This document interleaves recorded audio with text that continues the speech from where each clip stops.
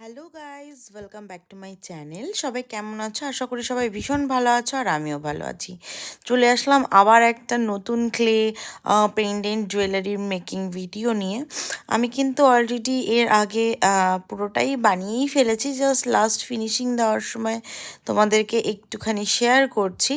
আমি এখানে কিন্তু মোটামুটি পেটালসওয়ালা রোজ 3টে বানিয়েছি আর 3টে সরু সরু রাউন্ড করে একটা বেস বানিয়ে নিয়েছি।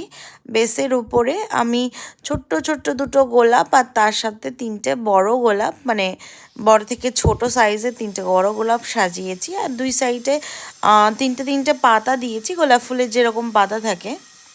তারপরে ছোট্ট ছোট্ট ফাঁকা লাগছিল, তো ছোট্ট ছোট্ট কুড়ি টাইপের ওখানে লাগিয়ে দিয়েছি। আর মাঝখানে যে ফাঁকা অংশগুলো ছিল সেখানেও কিন্তু একটা করে পাতা আমি এখানে অ্যাটাচ করেছি।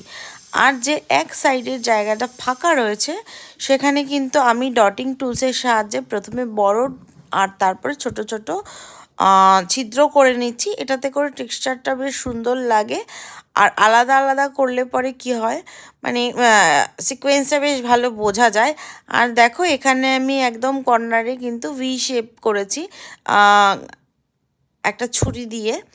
আশা করি তোমাদের ভালো লাগবে। আর এটাতে কালার করলেও কিন্তু আমি তোমাদের সবার সাথে শেয়ার করব কালার করার পরে কেমন কি লুক আসছে। যদি ভালো লাগে তাহলে like, comment, share and subscribe করতে একদম